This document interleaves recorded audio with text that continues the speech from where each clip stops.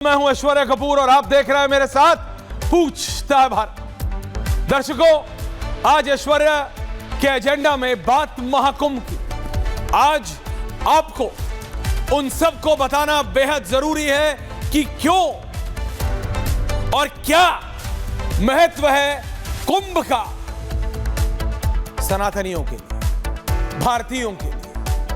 क्या मतलब है कुंभ का? कितने जानते हैं आप में से कि कुंभ का मतलब होता है कलश।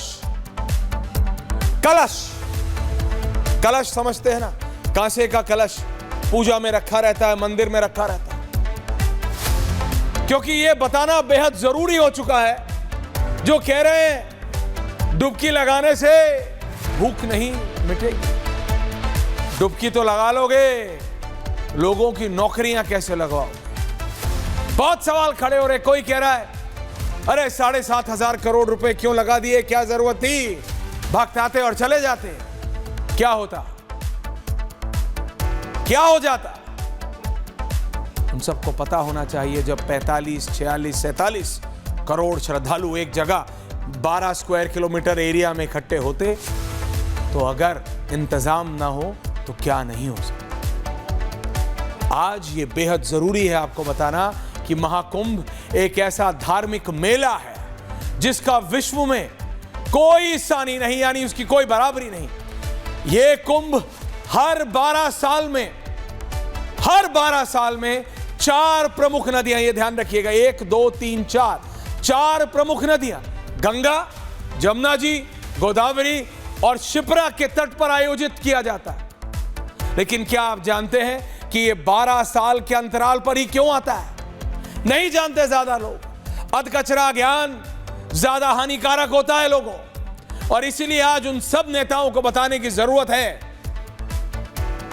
क्योंकि अगर वो नहीं जानते तो आज वो सुन ले कि महाकुंभ मेले का आयोजन हर 12 साल में किया जाता है। क्योंकि पौराणिक कथाओं के अनुसार, सनातन की पौराणिक कथाओं के अनुसार, समुद्र मंथन के दौरान देवताओं और राक्षसों के बीच अमृत के घड़े को लेकर, अमृत के घड़े, अमृत के कलश, अब समझ रहे हैं, कुंभ, कलश, घड़ा, 12 दिनों तक लड़ाई हुई थी। 12 दिन, 12 साल, 12 कुंभ के बाद एक महाकुंभ, 12 समझ रहे हैं?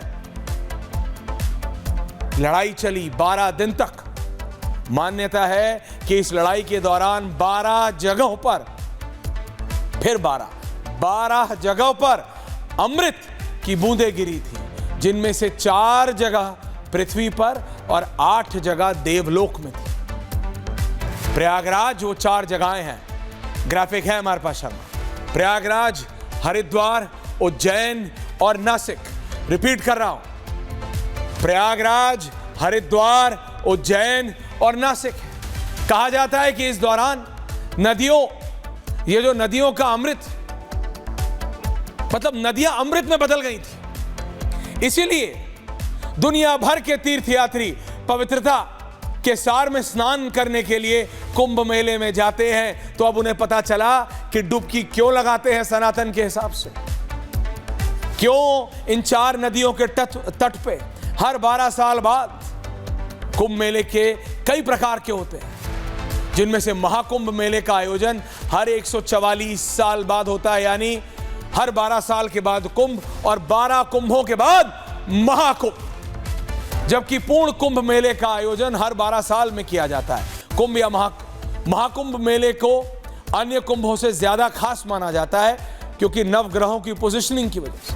मैंने आपको अभी बताया 12 दिन तक चली थी, 12 जगह पर हुई थी। ये जो मान्यता है उसके अनुसार 12 का गुणा 12 के कारण 144, जो मैंने आपको बताया अभी। कुंभ भी 12 होते हैं, जिनसे 4 का आयोजन धरती पर होता है और बाकी 8 देवलोक में। ये सब बताया मैंने।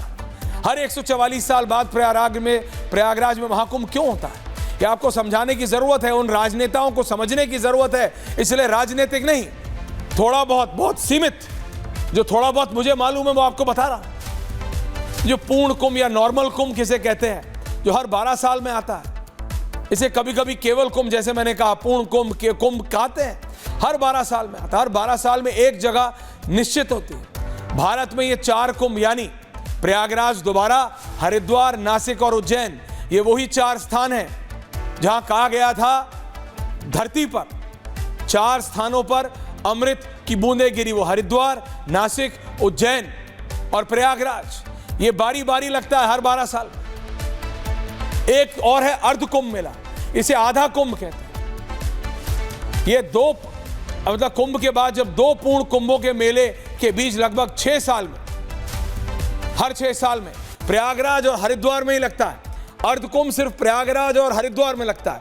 आप हर चीज की मान्यता देखिए और फिर समझिए।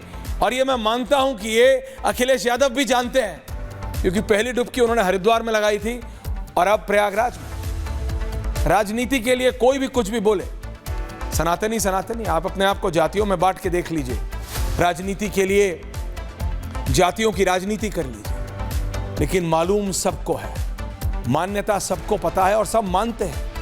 ये माघ कुंभ मेला भी आता है, ये समझिए, क्योंकि हर साल माघ के महीने में प्रयागराज में ही आयोजित किया जाता है और कहीं नहीं होता है। भारत में ये 4 जगहों पर महाकुंभों का मेला जो लगता है, हरिद्वार, प्रयागराज, उज्जैन और नासिक, इनमें खास बात है कि हर जगह ये मेला किसी नदी के तट पे लगता है, on the river banks viewers.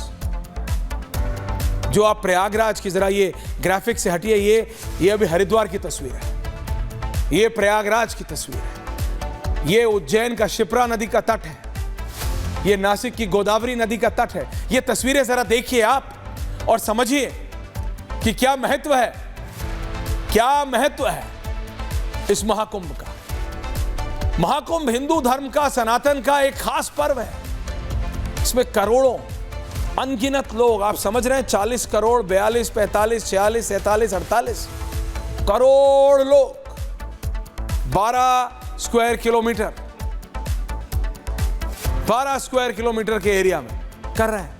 144 साल बाद ऐसा सेलेस्टियल पोजीशंस बनती हैं। और उसके बाद जब हम देखते हैं हमारे राजनेता ये बोलते हैं, अरे क्या है भाई, डुबकी क्यों लगा रहे हो, तो उनको बताने का मन करता है। मैं राजनीति की बातें कर सकता था, अखिलेश यादव के स्नान की तस्वीर, राहुल गांधी तो गए नहीं कभी, तो उनकी तो क्या लगाऊंगा मैं। लेकिन मैंने आपको बताना ठीक समझा कि आप निर्णय लीजिए। यह है हमारी मान्यता।